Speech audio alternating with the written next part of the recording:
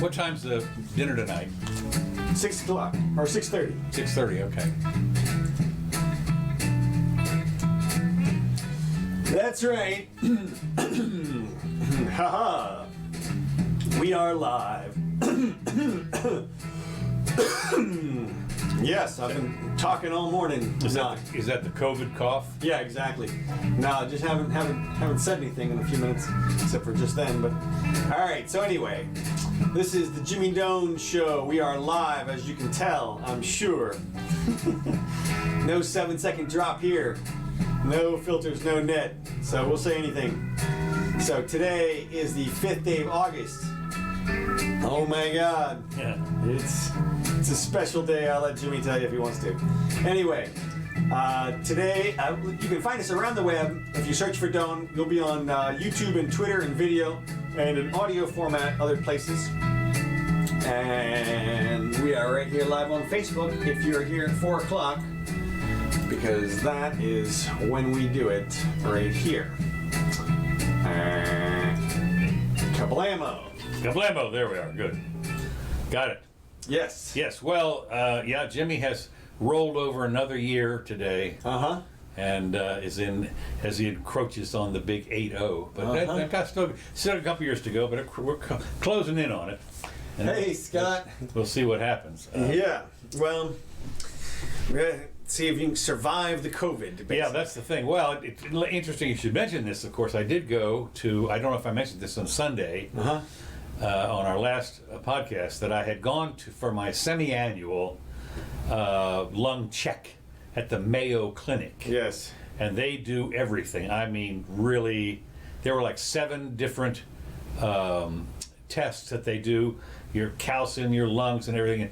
And the big one that they do is where you go into this like little roomette, and you have to breathe hard, and you do it all kinds of stuff, and it all on the computer and so forth. The guy that does the test is dressed like a what do you call it? Hazmat. Bio class 4 outfit, you know, like ready for the thing in breakdown. Outbreak, yeah. Anyway, and of course, because I'm breathing hot and heavy into this thing and so forth. Anyway, you had to test COVID negative to even yes. Well, that was the thing. Right? I have. In fact, I didn't bring it over here, but I got a little card. I know I should have showed you, but I got a little card with a sticker on and everything says you are COVID free, or basically it says you're asymptomatic. Right. Because I can't check. Obviously, they can't prove a negative. They can't prove a negative. That's right. So you said they can say there's no evidence. No evidence, no hint that you've got it. Anyway, so that was as of Friday. Right. I had that card in my hand, and then they did all the tests. And interesting, because the doctor my doctor that I have to sit down with at the end of the tests, in his office, we both took our masks off. Yeah, now that you told us. Okay. That you said, that's right. Masks off and chatted around, and nobody said a word, you know. He probably gets tested all the time. Well, I'm sure. Yeah. Yeah, I'm sure. But what my point was that, you know, in walking around the hospital, you're supposed to be wearing these masks and everything for obvious reasons, because they're sick people walking off the street. Yeah. Yeah, that's right, exactly right. So at any rate, that was good. I think maybe I'll leave the Ace Hardware. I should probably leave that out. We'll leave it out for now. Leave it out for now, yeah. Just interesting. Now, our friend Jeffrey Childers, who has been keeping track daily for about 3 months, 2 months now, over 2 months on the deaths and hospitalizations and so forth. Very nice, all laid out in a very nice spreadsheet and so forth. Every day on Facebook we get to see what's happened. And he did a rather extensive study, if you want to call it that, a study of studies. Right. And he went and did some research papers on, basically on how this thing was going to peter out. Right. And it turns out that I don't know what all the metrics were, but what it all boiled down to was it should all be over in about 2 weeks. Weird, because as I look here at the homepage here for Drudge, the number 4 or 5 story right here on the top headlines is Florida Elder Care Facilities buckle. Yeah, I saw that, and I'm thinking, I'm not sure that's right. Did you read the article? I didn't read the article. I tried to read it. But I tried to read it also. It's behind a paywall, so. Ooh, it is? Yeah, it's a Wall Street Journal. Interesting. I must be. I think I got a 30-day trial because that came up on mine. Okay. And I'll forward it over to you. Well, yeah. Well, it's just interesting that I think the one thing that we can, I hope everybody gets out of this whole thing is, if you see any news story, your immediate response should be, well, what's the opposite of that? Yeah. Because there's always a second side to the story. Yeah. And I mean, we'll go through a bunch of those today, but I've seen in the last week more incidents of where I'm looking at this thing and I'm like, that didn't happen. I mean, that didn't happen. And there's a news story about it. Yeah. And a whole bunch of people buying into it, or at least given different parts of it credence, and you never know what parts of it could be. No, you don't. And of course, one of the things you have to realize is, remember now, the news corporations, they're in it for the money. See, that's like layer number 5. That's like, there's a paywall between you and the information somewhere. Somebody assembled the information and got paid to do it. Paid to do it. And so they have an interest, and whoever's paying them have an interest, and whoever gave them the information has an interest, and that can distort the science. And it does. Well, right. I mean, well, to me, it's a lot like you say. You look at the lineage, the provenance of the information that you get. Right. And what you find is it's like the joke around, you sit around the table and do the. It is totally the telephone game. The telephone game. There's no question. Especially when I'll see a scientific report. I'll see somebody will post something that says Denmark released a study that said the deaths are 59% under these circumstances, and then they'll comment. They'll say, well, that means you shouldn't be under those circumstances or something because 60% chance of dying.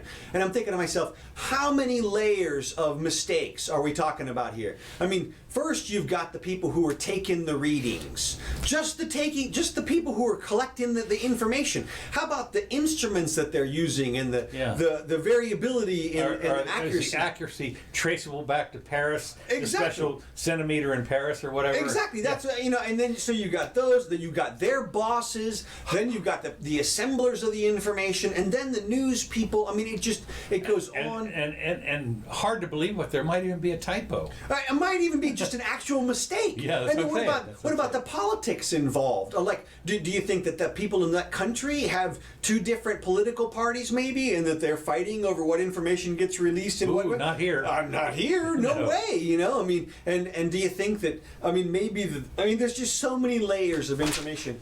Everything I see. Whoa, that's the.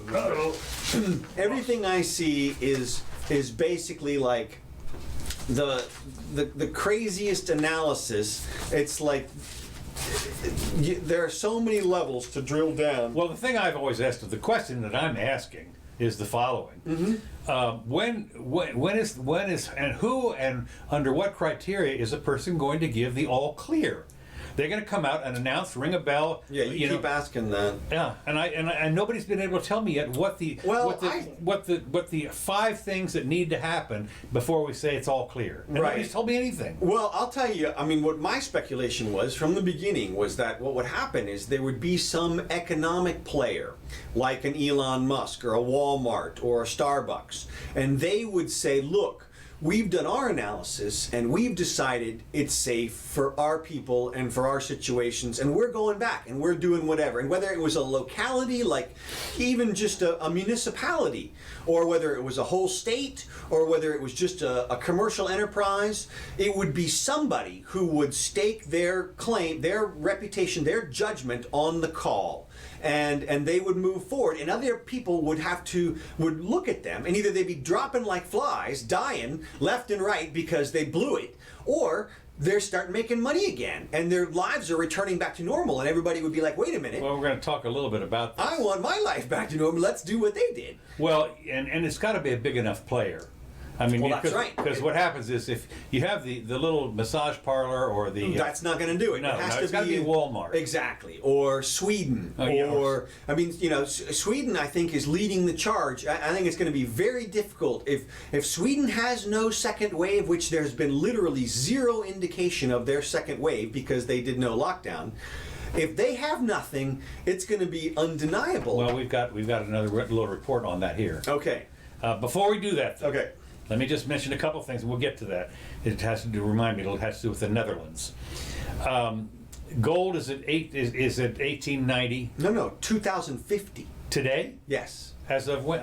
As of an hour ago. Okay, Jesus. Well, because 2 hours ago it was at 1889. Okay, well, somebody just made a boatload of cash Oh, because my God. it went back up over 2,000 and it's up to 2050. Whoa. As Peter of, Schiff must be doing a dance. oh my God, he's Yeah. loving it. I He's mean, loving it. He's vindicated. Oh, It's only yeah. been 5 years. that oh, he's it's been 10 years. Yeah, gold bug, yeah. It's been 10, I mean, since the Well, 08 I crash. can remember when 12 years. when it was 1600. Shoot, it I was, was sitting there- 320 years ago, but go ahead.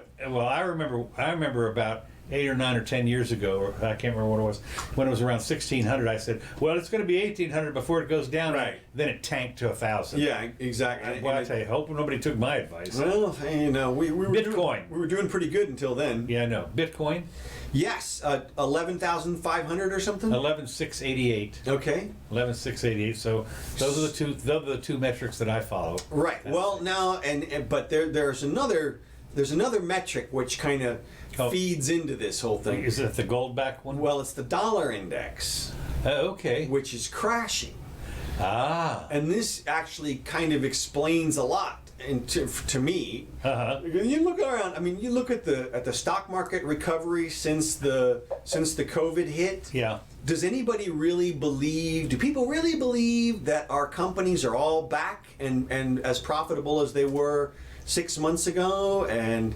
that all the stuff is recovered? I mean, Actually, the what came out the other day, at least the big companies. well, some big company, whoever can do it by mail and stay home and that kind of stuff. Well, Amazon and The Apple really big companies. went through the roof pretty much. But the economy is too intertwined, I think, to show gains like this unless we're seeing an illusory dollar illusion. That is to say, the value that they've put so much money into the system in the Right. last 6 months. Yeah, they have. Right. And where Last 3 months, 4 months. Yeah. and where else can it go? I Yeah, mean, that's right. That's where else can it go? Now, some of it is going to spill over the sides of the stock market. I said this before. I said this in 2008.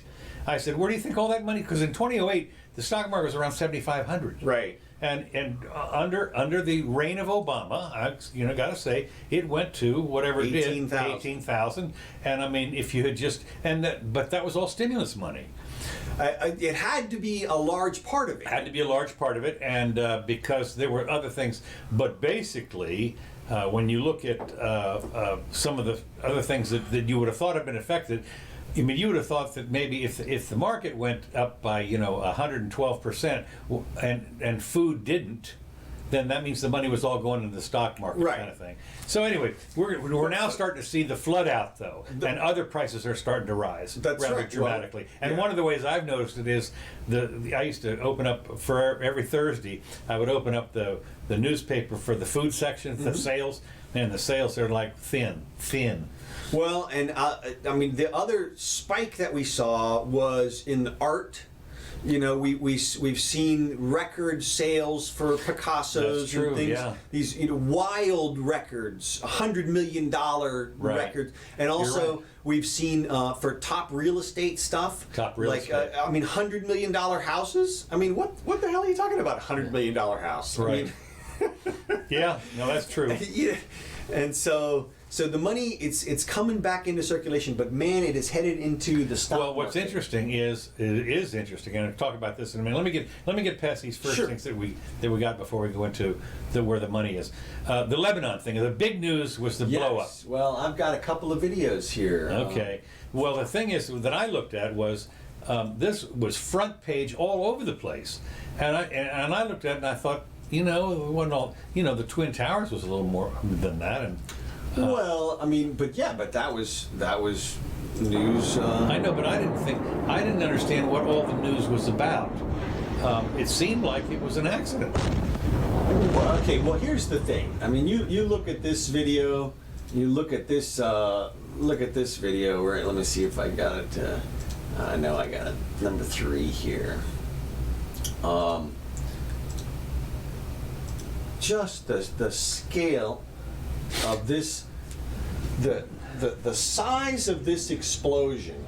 Now, there's already been one explosion, right? And then this is the secondary explosion coming up, which was really huge. Really huge. Like, whoa! That is a vapor cloud that forms in the blast area because of the pressure wave. Right. And they said as far away as what, I don't know, how many miles of glass? I saw 20 kilometers. 20 kilometers glass busting out of windows and everything. Yeah. Yeah. I mean, 20 kilometers away, and all of a sudden, all the windows of your high rise will pop out. Yeah. Jesus. And I mean, here's what the first explanation that I heard was, oh, well, this is just a fireworks factory here. That's what I heard. And I'm thinking, okay, you can see like some popping off. It looks like some minor explosions, but they don't look like fireworks as much as they do like ammo rounds to me. Yeah. And to me, the big thing is, I mean, you can see little flashes down here in the smoke, which look like, they look like firecrackers, but they're obviously big, and there's a lot of them. Yeah. So that looks like more like rounds. I don't see a whole bunch of colored lights nowadays. Well, but let's go back up here for a second. What they said was the same fertilizer that what's his name used to blow up in Oklahoma City. Yeah. They apparently had quite a bit of it. Well, and they're wondering why was it stored? They knew about it. Apparently, it was well known. Yeah, that's right. I heard that it was there. That it's been there for years, and that it was Russian or whatever. All I'm saying is that the size of that explosion, I mean, that's clearly the worst. It seemed like too good of an explosion. It seems like it would be hard to get that good of an explosion by accident, just by storing some combustible materials. Oh yeah, well, we'll put this over here. Yeah, hey, that could blow up. How big could it be? Look. Well, it could take out the whole city. We talked about this on another scale a couple days ago, and that was the Three Rivers Dam or whatever it is. That's true. Yeah. And I mean, can you imagine? And they know about it. Right. They know about it. Okay, and we're talking about untold millions of people and the devastation to the entire economy of the world. Yeah. If that goes, but they already know. So apparently, it could be happening right now as we're talking. Yeah, but my point is that if this stuff was known and somebody said, well, we can contain it or something like that, it does, to start to run off to a conspiracy theory doesn't seem right to me. No, it's not that. To me, it's not that I'm off in a conspiracy theory zone. It's just that I'm questioning the size and the blast. I mean, it was one, that secondary blast is one gigantic explosion, which it just looks like you'd have to. You got to build something to make a human, to make something that powerful by accident. I mean, the Three Gorges Dam, it's the water. I mean, the power is already there. Right. What we built was something that holds it back, that we think may fail. But this would have to be, somebody would have had to have consciously placed materials together in such a way such that if there was an accident, it would be as big as the largest, literally the largest conventional weapon that we have. Well, okay, I don't know about that. What I'm looking at though is the McVeigh thing when it was a truck. Right. Okay, and look what it did. It took out half a building, and it killed a whole lot of people. Yeah. So far, the death toll here is 135. I would guess that building was a hell of a lot more than that death toll. Well, I think the death toll's going to multiply by 3,000 people injured, or the wounded, about 5,000. Yeah. I mean, it's bad. Don't get me wrong, bad. Well, you're right about the size of that van. That is to say, I mean, it did take out the entire half of the building. 5-6 stories. You could look in there. No, more than that. Like 15. I mean, it was huge, and it was just gone. And when you think about it, that truck was outside of the building. Yeah. This was in the building. Yeah. Well, have you seen the crater? No, I There's a haven't. before and after. with Oh, a is that crater. right? And A little it's satellite a, view or something? Yeah, and it's a crater. Okay, well, I believe it, but again, one of the things that when you look at something like this, that's why I'm saying if you had more than a truckload of a U-Haul truckload of the stuff, and apparently there was a lot more than that. That was a warehouse size. A warehouse size, number one, and it was contained, so to speak. And of course, there's a crater. But when you think that the regular 16-foot, and the other thing that cuts against the conspiracy theory is why attack Beirut? Right. I mean, what's there? what? You see, there's nothing there. I'm sorry. Hey, look, okay, Beirut people, look, we love you, but the simple fact is, more than likely, it's not exactly a central. You know, if I can understand it was like Geneva. Right, exactly. This was the port in Venice or something. Yeah, right. I'm with you there. There's no strategic. I can't imagine any strategic advantage that any. Well, they did say that the official is unknown so far. They're doing, they're calling people, but we don't know what caused it yet. They have said. Right. But I thought it was interesting. Of course, the government ordered port officials put under house arrest. Yeah. They did martial law right away. Martial law, house arrest. Well, apparently they didn't have enough COVID things over there. So I'm surprised the port officials are alive. I mean, who did they have left? It looks like it blew out the entire port area. well, it was 135 people they said were killed. So I mean, And that's the people you can find. It Well, must that's have true. disintegrated like anybody Yeah, I know. within 100 feet. I mean, but I mean. maybe that's not many people, but still. Well, the way I look at it is my guess would be that, again, comparing it to the Oklahoma City business, that would, as we saw here, it was in a building, and most of the explosion went up. Oh, you can see it. It went up. So maybe the walls of the warehouse contained it some. I don't know. What do I know? I'm not an explosion expert, so I don't know anything about that. Okay, Bernie has come out and said, has his official thing here, has said the next 3 months are the most important in modern U.S. history, says Bernie. He calls the nation's rising economic inequality a moral issue and says democracy is at stake in the 2020 presidential election. So, one of my friends posted a meme that said, "I'm not going to let capitalism gaslight me into thinking that people don't deserve clean air, shelter, clothing, and food and water." yeah. One of the problems that a lot of people don't realize is that every civilization, no matter what it is, has to go through the pollution era because it's so cheap in order to get to the non-pollution where you can afford it. Because there's no profit when you start off in manufacturing and stuff like that. I mean, you look at the smokestacks around Manchester in England or in Pittsburgh and stuff like that. I mean, these were. I mean, people had to wear masks, but after you made enough money, then you can start to clean it up. But with no money, you get no cleaning. You have to invent the vacuum cleaner. Now the other thing that I saw was the mega threat. President Trump. Did we talk about President Trump suggesting delaying the 2020 presidential election? Well, a little bit. I mean, to me, this is another one of those things which is, okay. So he tweets, and so you have to infer what he meant from that, and who is he talking to basically? And well, the lefties, Michael Moore and the people on Slate, and those people have said, this is what he's going to do. This is his call. Well, the Heritage guy came out and said impeach for the tweet. Oh, is that right? Yeah. Okay. Said he should be impeached. One of the things for even mentioning it in a tweet. Yeah. Okay. And he has no power to do anything about it. That's the whole thing. Any such move would require a change of federal law, meaning it would have to go through the Democrats in the House and the representatives, an additional Republican-controlled Senate. Specifically noted, the president has no legal authority to change the date of the election.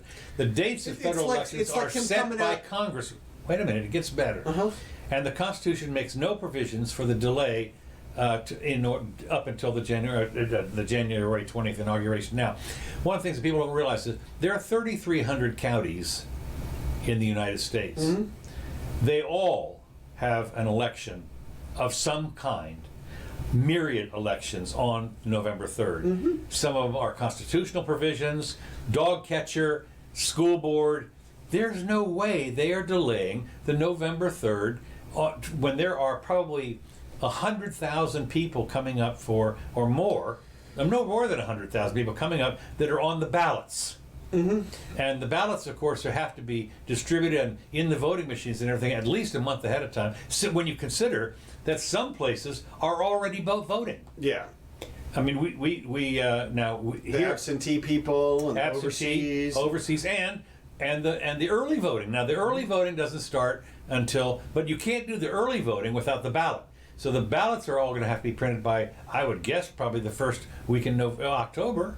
Yeah, So no later than that, because it takes a while. I mean, when you got to realize that in a decent place, even here, they have to print up, 150, 200,000 ballots. This is our little dorky county, so, and they'll have to be more or less right. Everybody has to be, vetted. Yeah. I mean, you move that. You might as well try and move 50 Queen Marys. Yeah, but look, to me, this is the equivalent of him tweeting something like, "Should the orbit of Mars be changed?" Yeah. Question mark, question mark, question mark. Well, maybe we should move it further out. Maybe we should bring it further in. Well, It doesn't matter what he tweets, because he's not gonna. The Mars is gonna go where it's gonna go. The momentum is there. Trust me, we're not gonna change it. The momentum is huge. Exactly. And the simple fact of idea of postponing it is so ludicrous on its face. And yet I hear supposedly intelligent people saying, no, it's a real possibility. I'm thinking, no, it's not. No, well, look, I think there's people out there like Nancy Pelosi who either I can't believe that she believes the kind of stuff that she thinks that, or that she implies that Trump says. Like she said the other day, she was talking about Dr. Birx, and she said, we can't trust Dr. Birx because she's standing there next to somebody who's saying drink bleach. Well, look, I mean, anybody who's over literally 5 years old and thinks about it for 1 second realizes that Trump did not imply or ask anybody or suggest to anybody that he should drink bleach. If that was your inference, it wasn't. It just wasn't. Now, what people will say is, well, it wasn't me that inferred that. It was some dumb people who I don't know any of, but people will draw that And inference. we have to take care of that. That's right, exactly. So that's what Nancy comes out and says, look, but I don't believe for 1 second that she believes that other people believe that either. That can't be. I mean, you can't be that silly. There's no way. And it's the same thing with this election thing. If you think for 1 second that Trump is going to try to either change the election time or deny the election results or not have an election or anything that has to do on a macro level like that, it's not going to happen. People said the same thing about Obama when he was there. Well, he's not going to accept the will of the majority. The third term, he's going to be our last president. No. It's not. Well, what's interesting is at some point, empires do fail. Yeah. And that usually is something like that. It is, but we're not anywhere close to that type of thing. You would have to have, the only way a president could do it if they were to declare some type of national emergency. But you'd have to have a credible national emergency, credible to the extent They're that, having everybody wearing masks around here. well, yeah, I know, but it would have to be bigger than, I mean, this, at the end of the day, and interestingly, because at the end of the day, this is going to turn out to be about 2 or 3 times as deadly as the flu. Maybe it could even still be less deadly overall.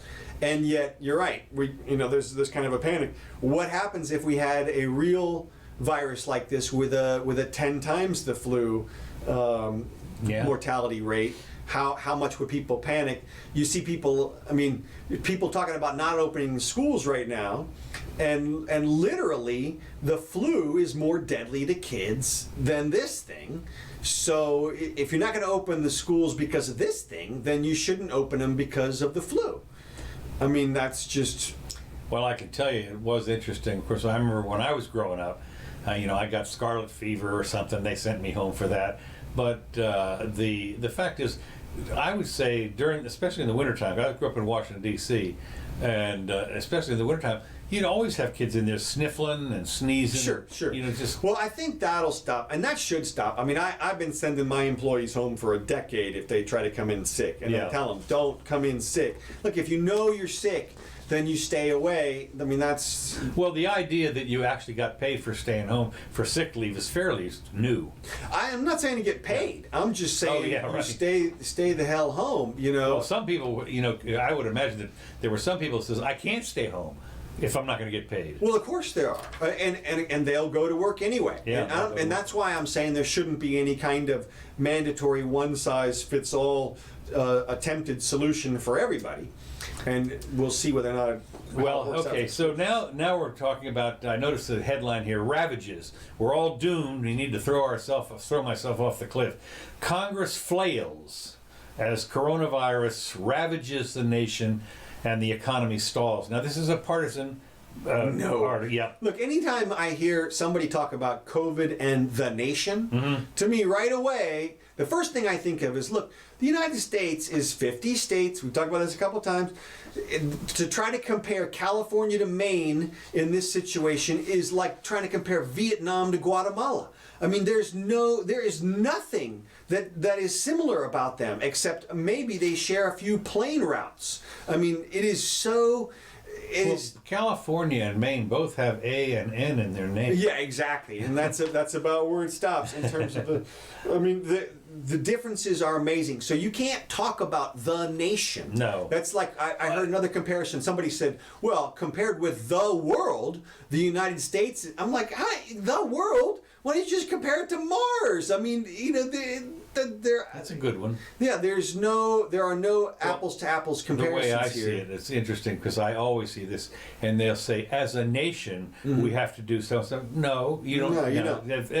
That is such a hokey thing, you know, as every time I see that. Well, I mean, there are some things, like, for example, we do as a nation, like the presumption of innocence, you know? Okay. Like, you know, and I've seen some violations of that. You know, I've seen all the people will post a thing, it'll say, so-and-so, black person sentenced to 5 years prison because of their activity, and a white person did exactly the same thing and got probation, you know? And I'm thinking, again, how many different layers of falsehood are involved in this whole thing? You know, we're talking about Missouri versus Tennessee or something. We're talking about, I mean, I can't tell you how many police Missouri reports. State. Yeah. How many police reports I've read that say the exact opposite of what happened, or contradict completely with the video. I mean, they're people. It's the telephone game. So yeah. All right, keep going. Let me go. That was going to say Congress has to rise. It's too serious. Okay, we don't know what's going to happen. They're talking about another $3 trillion. Yeah. An additional $3 trillion, and they're arguing over who gets the goodies. Well, of course, and it's because, look, and if you look at the breakdown of the bill as we broke down the first one, the $600 for the people and or the $1,200 for the people, that's the chump change involved in the whole thing. All that could be covered in the hundreds of billions of dollars. Right. The trillions are going to the Amazons and the Floyd Mayweathers and the NBA and the other big companies because they can. Because at this point, there's nobody saying that they can't give them money. And so this is, in my opinion, the biggest tragedy of this entire event, far and away over the 150,000 deaths that we've had, are the trillions of dollars that have gone out the door. Yeah. And the devastation that is going to wreak on the economy. It is just going to be incredible. And it's going to take a year for all that to trickle down. Well, it's not only one of the little minor problems is we've talked about this before.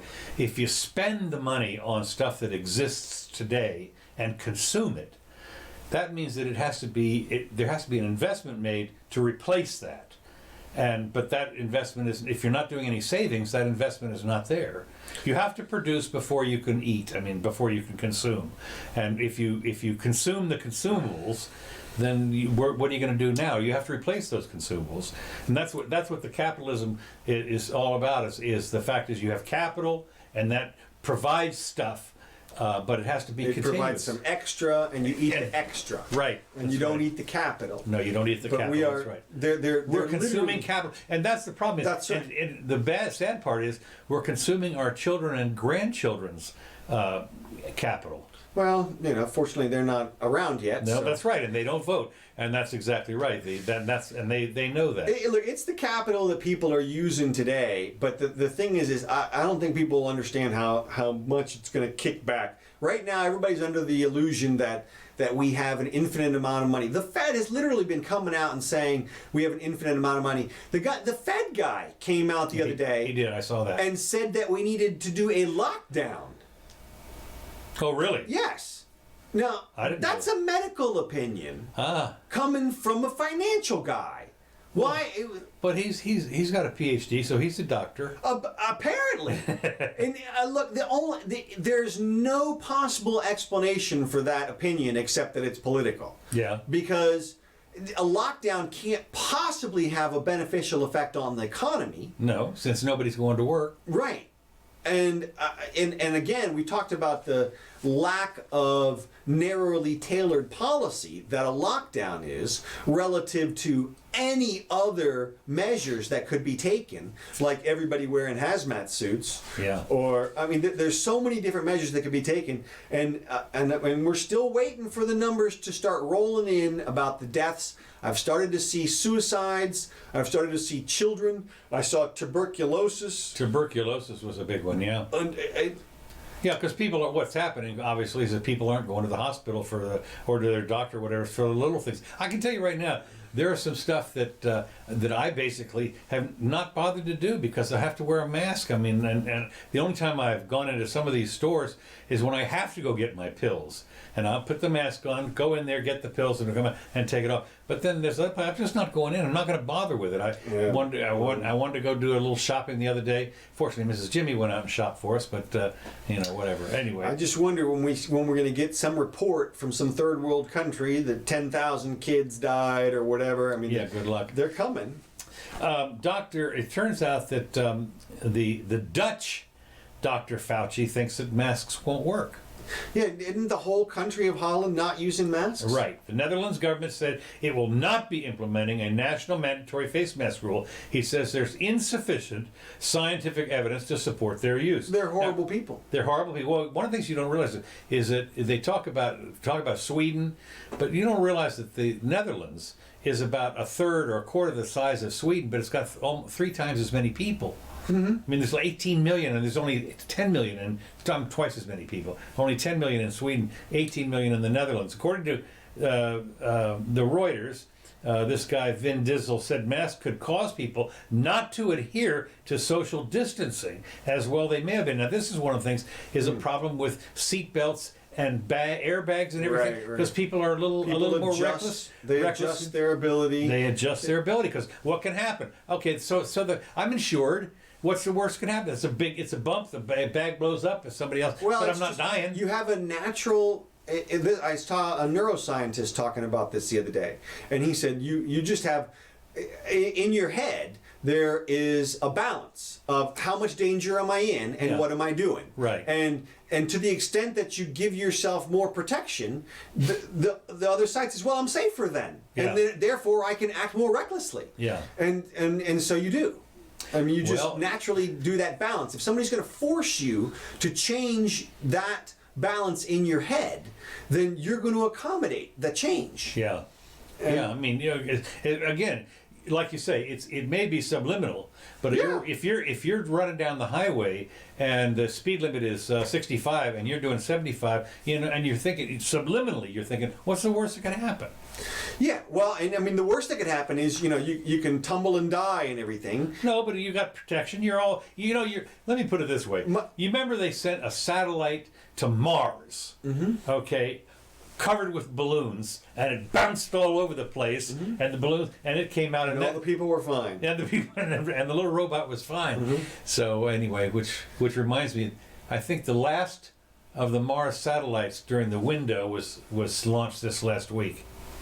You said that. Yeah, 3 or 4 of them are. Yeah, well, look, it's obviously the same with the COVID thing, to the extent if they made you wear a big hazmat suit, if they made everybody wear giant hazmat suits, Right. then would people social distance at all? I don't know. I mean, would Well, it says here, this guy said, and he said, coupled with people potentially wearing masks incorrectly could increase disease transmission. Cities in the Netherlands have been given autonomy to introduce their own mask orders. Following a meeting with mayors last week, the Minister for Medical Care, Tamara van Ark, reaffirmed the national standpoint, which was no masks needed. The science does not, according to their scientific people, Right. it does not support the need. what a bunch of dummies. Right, exactly. Yeah, I mean, there's only 18 million of them. Well, not only that, Do they have any doctors over there? they speak a foreign language. You know, I mean, they're weird. Who understands them? I mean, Right. Look, this goes back to my claim about data, and you know, we've been talking about the mask situation. I hope everybody understands the mask is for other people. It's not for you, because all of your masks, you're breathing in the same air that everybody else is. But in the spirit of enforcement here, they are enforcing no thongs on North Carolina Beach. They arrested this girl because she's nude, quote unquote, because she has a thong on. And here they are, literally, she's in handcuffs, as you can see, and they're perp walking her off the beach. And right here, they're reading to her the statute that she can't even. What has something to do with her tattoo or what? No, it's because she's wearing a thong. Yeah, okay. In Florida, you can do that, but in North Right. Carolina, Ooh, that's right. she's nude according to them. But it's just interesting. I mean, they got two cops, they got no masks, they got nothing, and they're out there because she's wearing a thong. So Can you imagine? Oh. now this is you compare this enforcement. We had two crazy incidences of police enforcement this week, or at least, but two caught on tape here. And here's the other one, which you may have seen. This family was pulled over in their car, and they're all handcuffed. They got them laying on the hot street here. There's I don't know how many cops there. You got a woman, another fat woman, like a 10-year-old boy, and then like a, I don't know, 5-6-year-old girl over there. So the 5-6-year-old girl's not handcuffed, and neither is, I guess, the mom. But they're laying on the hot pavement there. And what are they? And they're suspected. What happened was they ran the license plate, and the license plate came back to a stolen motorcycle. Right. Oh yes, I saw. So they pulled them all out, like, get on the ground, you know. So this is obviously an issue with training and judgment, you know. This is, do you need the cops? Like, it's at least an actual crime. That is, somebody's motorcycle was stolen. But once you pull the family over, wouldn't you immediately assume, hey, maybe it was the younger brother or the uncle or somebody who's not in the car?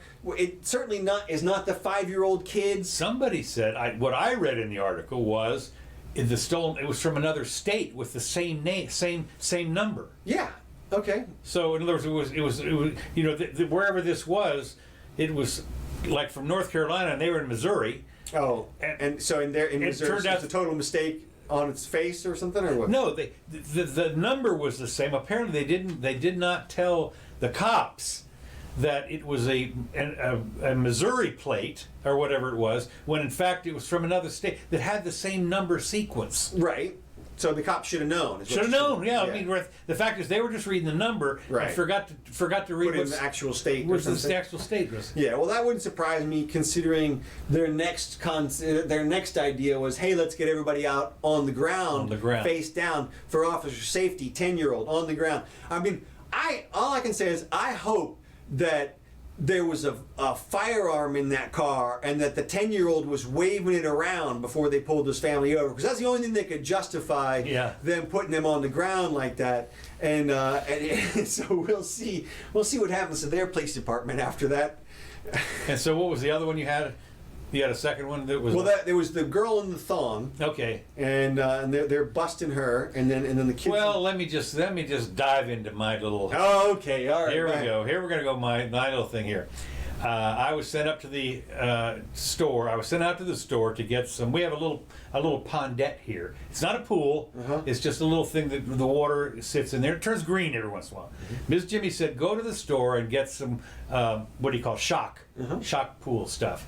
So I said, well, you know, I could save some money if I go up to Lowe's, but it's too far away. So I went up here to the local Ace Hardware. Walked in, put my mask on, walked in, got the stuff. Something happened. I can't remember what it was, but I had left something in the car. So I left the coupon. I left the coupon. I left the coupon in the car.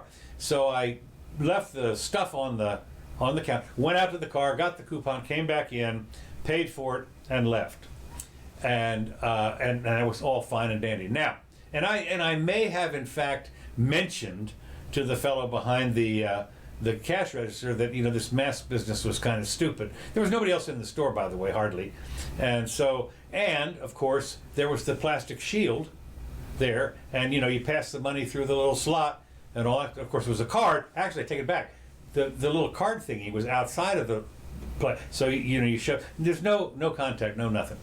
So I got a call from Lieutenant, you know, Maserati or whatever her name was, yesterday, and she said, we have a complaint. You know, were you in the Ace Hardware store yesterday evening? And I said, yeah. Did you buy, you know, such and such? Yeah. Well, and is this you? And I said, yeah. Well, we've had a complaint. The manager said you tore your mask off and spit on the, what you call it, and I said, first of all, somebody put you up to this, right? I mean, this is not, who are you? And I thought for sure it was a practical joke. You know, I was looking around for the Allen Fun camera, and so she, no. I said, well, let me have your name and your badge number and everything.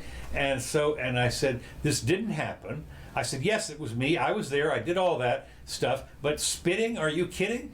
And so she said, well, I'm going to call him back and find out and tell him your side of the story, which is, yeah, you were there, but this is insanity, this kind of complaint. So she called me back. So in the meantime, so she hung up. So I did a reverse phone search to find out who the hell this was. Well, the reverse phone search came up with nothing. So I said, okay, this has got to be a joke. She called back. And I said, look, who is this really? And I said, I did a reverse phone search. She said, no, well, this is an official police phone, and it goes to a bank. And it says, I pick up a police cell phone when I go out. So I was relatively assured that she was who she said she was. And I said, she said, they have a video of you doing this. I said, you do understand that I'm a double lung transplant, and I take pills every day to suppress my immune system. And wait a minute, it gets better. They have a shield that is 3 feet tall by 2.5 feet wide that protects the fellow at the cash register. I could spit all day long and it would never make it through the piece of plastic. And I said, I'm the one who's at risk here. Excuse me. Yeah, if you had COVID, you'd pretty drop dead right there. Not only, having been to my semi-annual, as I told about before, right? Yeah. My semi-annual, I had a card. I had to get out a COVID-free card. You don't have it. Right. It's right here. I mean, of all the people, I mean, unless I had gotten the germ in the last 48 hours, I was the one who was at risk. And if you think I'm going to risk myself by ripping off my mask, you're crazy. So anyway, she said, well, you've been, what did she call it? You've been... Trespassed. Apparently, trespassed, ED, is where you're not allowed to go in there for a year. That's when they use it as a verb. Yeah. Yeah. Well, so you can imagine, like I said, you made Facebook. God damn. And now the story on Facebook had changed. It was her story, obviously. It was this guy comes in, rips his mask off, and spits at the clerk. You know. Yeah. And I'm like, I mean, you only have to hear that layout of facts to think, you know, that's probably not what happened. And then you realize what probably happened is you went in there. If you had some exchange with them, you were probably like, whatever it is. The worst case scenario, it was the I don't have a bomb at the airport joke, basically. Yeah. You know? And so they freak out. They make it they infer the worst. Like you're actively trying to kill people or something, and I guess they didn't hear the part about that you had just gotten back from the Mayo Clinic. No. But anyway, so that's just one way that the story gets all distorted all around. And, Exactly. and, you know, if you believe what you see the first time you see it, you're setting yourself up for the fall. Well, what's funny about this is, of course, what I went out to the car to get was actually not the coupon, but it was my rewards card, because I shop there a lot. And so I wanted them to scan the rewards card. Clearly you hate those people. And Yeah, you wish exactly. They would die. And I'm thinking to myself, you know, if that's the way you feel about it, I'll drive the extra mile over to Lowe's and save money. This is just people on their. But this, I mean, I'm sitting there thinking, and because I'm one of these people that I'm kind of like having spent a year in Sweden, I believe the Swedes, okay? Yeah. And the fact is that everybody did it themselves. They did their own distancing, or they wore a mask if they felt, or if you're an old person, which they have a lot of them in Sweden, and they stayed home and so forth, and it looks like it's dropped off to nothing. So, and I'm one of those people that said, you know, we have had pandemics or problems in this country. Oh, you didn't even mention your pulmonary aneurysm that you survived earlier this year. Right. Right, exactly. That was another thing. I had an aneurysm, and I had a big operation. It was interesting because I could talk about funny. I had an aneurysm, and they had to order the stents to put them in the artery and so forth. It was custom made from Australia, and so they did that. But they said we have to. It turned out that I wasn't supposed to go over there because there was COVID at that point. COVID had started up, and so they were going to wait and whether it was essential or not. And it turned out this particular operation that I was going to have to go through, they felt was not essential, but it was.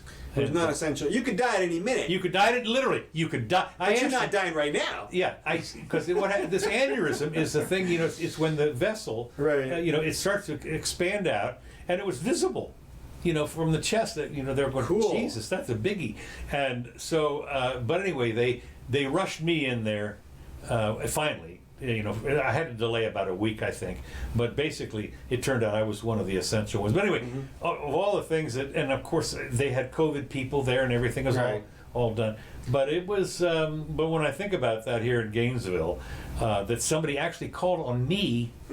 Of all the people. Now they didn't know the whole backstory. I understand all that. Well, you're the perfect fall guy for, like, you know, they had that woman. There was a woman who like took her mask off and coughed on some baby, you know, and you know you can see her like actively doing it, you know? But you know, so everybody wants to be the one who calls out the story, you know, calls out the other people. I mean, that's call out culture is.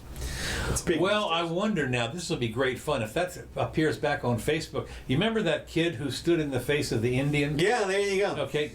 You know, I don't know, but maybe, you know, maybe there's see if we can get the Washington Post to pick it up. Maybe there's some real money involved here. We'll see. Okay, moving on. This real quick here. Let's see if I want to do this stimulus demand. We talked about that. The Lord and Taylor. We have more bankruptcies. People going down during the thing. Southwest has decided they're no longer going to disinfect lots of the plane after every thing. They're going to basically disinfect the armrest maybe or something, but the rest of it. Can't they put like UV lights in the air actually they've got conditioning? they've got a new chemical now. They said lasts for 30 days or 30 hours or something, and so they said you ingest it. Is that what you do? Yeah, right. That's it. Yeah. So. And the other thing, of course, let me just see here what's important. I only got two more things here that I really want to get to. One is, and this is a small thing. There's an Illinois rep that wants to abolish history classes as racist. State Representative LaShawn K. Ford said current history teachings overlook the contributions of women and minorities. And he's asked the Illinois State Board of Education to change the history curriculum at schools statewide and temporarily halt instruction until an alternative can be decided upon.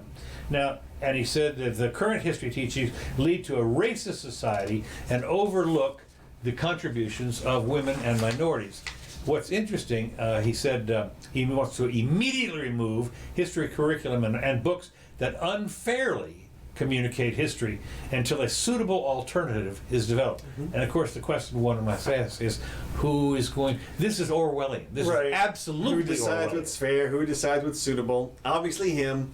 And you know, here's the thing. And the solution in a free society is very simple. He gets to publish his book.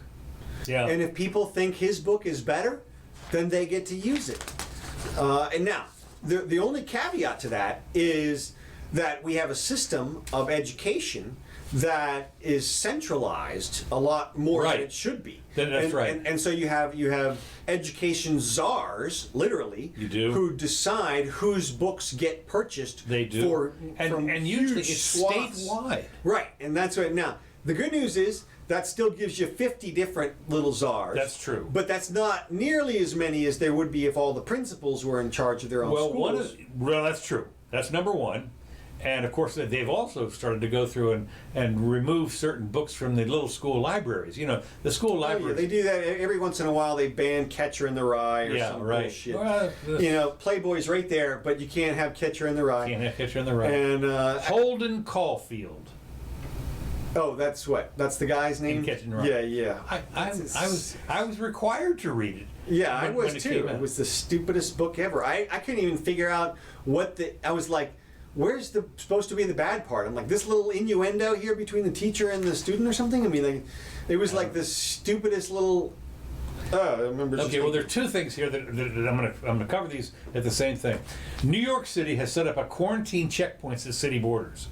They've got at Penn Station. They've De Blasio said New Yorkers have shown tremendous discipline, but we're doing everything we can to keep New Yorkers safe and healthy. They got the sniffing dogs there. Well, I don't know about that, but a fifth of all New York new coronavirus cases in the city are from out-of-state visitors, according to local officials. So they're setting up checkpoints at Penn Station and other places where they check people coming, the airports and all that stuff there. And so they have a list of affected states, 35 states that are on the banned list.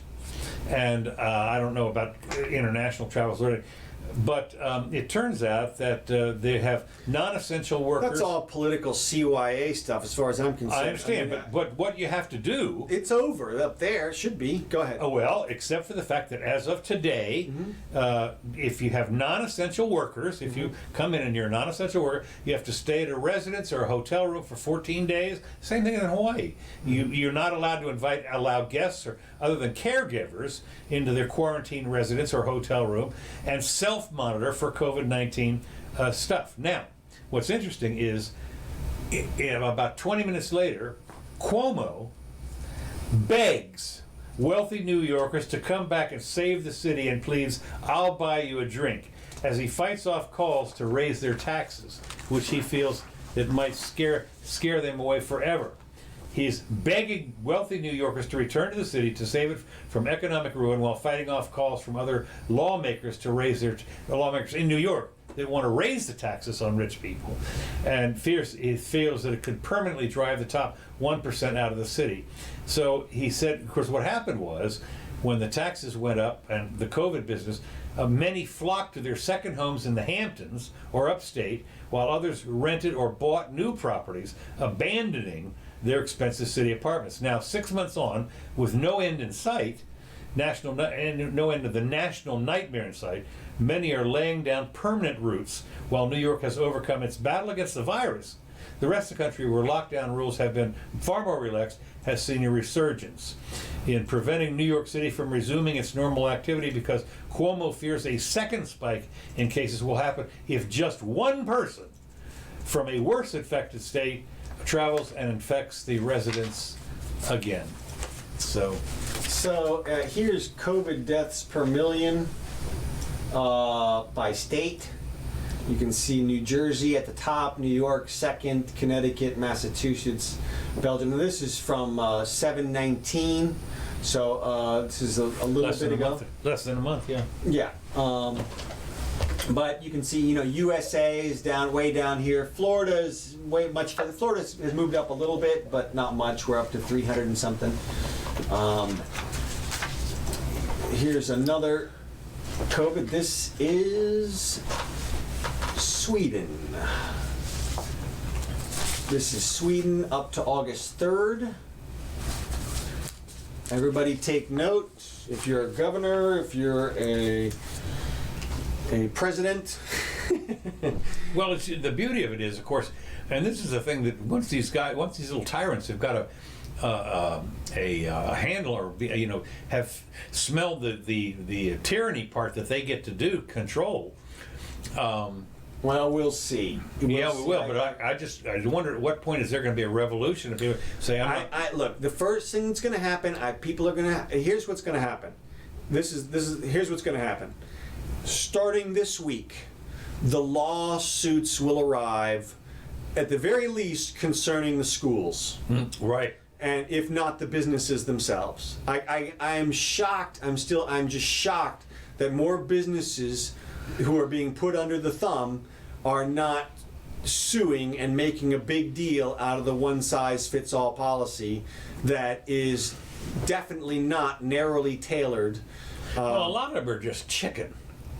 Well, I know, but the point is that we're talking about business people who are kind of bold, relatively speaking, and they're out there. They know they're taking care of themselves. They're self-reliant, independent, motivated, proactive, and I mean, the only thing is that I guess the ones who are more so like that is the more successful you get. At some point, you just go, well, I don't need to worry about it. I just turn to the government. At some point, you just go, well, I mean, I'm just going to get my millions of dollars and just float and just, I mean, and so it's the people in between. They're squeezing the people who are the small business owners but I just can't believe there aren't more of them who are would-be large business owners who are mounting massive legal attacks. And the second thing is going to be the schools. There is no way we are getting through the fall without an incredibly massive fight between the teachers' unions and the parents and various groups who are going to be advocating, and independent teachers who are going to want to start up little schools and garages and just every kind of thing like that. I got to believe this whole thing is going to come to a head in the next couple of months, and the deaths hopefully will just continue to drop off. This is well, they've got to. Once you kill everybody off that's susceptible, who's left? Well, look, I agree with you. I mean, if this chart holds, and this is total deaths, all states, all causes, which seems to show that the disease has run through the population, no matter what we did. And when you compare the various states, and again, this is not apples and oranges. I mean, this is not apples and apples. It's totally apples and oranges when you compare the different states. But if you do compare the different states, you'll see they're all over the place on their various policies. And that's the thing, and you're right about that. The thing that's amazing is it's all over the place. And I understand the nice thing about 50 states is you get 50 experiments, I suppose. Right. But it should be a lot more than 50. It should be 1,000 experiments, because it should be done on a smaller scale. We have 3,300 counties in the United States. Our whole society is based on the concept that you don't do at the macro level what you can do at the micro level. Yeah. If the county can handle it, you don't give it to the state. If the state can handle it, you don't give it to the feds. You don't want a national mask policy. At the most, you want a state policy, but you don't even want that. You want a municipal policy, and you don't even want that. Well, it's interesting. You want a business by business policy. Our city, we have a municipal government here that's tyrannical to a large extent, but we also have a county government. And it turns out, since the city is in the county, there's overlapping. Right. What they do is, and you're sitting there saying, well, what do I do now? And then, of course, the businesses don't have a clue what they're doing. Look, everybody's just looking for the different authorities. And my point is, we should not be a top-down system like that. It should be bottom-up, and it should be done at the smallest level possible, and that is businesses. If a business wants to have, let's say you're a Dutch business, and you're like, you know what? My whole freaking country doesn't wear masks. We'd rather have the overlap of, our doctor says that we should be exposed to this, and we're going for herd immunity, and all of our employees are under 20, and so come in if you want, but don't if you don't. And I mean, and then you get to choose. I mean, that is America. That's the narrowly tailored policy. Well, unfortunately, it has not been that way for a long time. People they're always talking. And they will shut down a state or a whole bunch of How places. about the whole country? Hey, People at the want drop the of whole a hat. country there to be Yeah. a national lockdown or a national mask policy. Typhoid Mary. Yeah, and it's like wait till we get to a real disease. Yeah, all right. All right. I think we had our say for the day, that's for sure. Yep. Let's see. I keep it. There it is.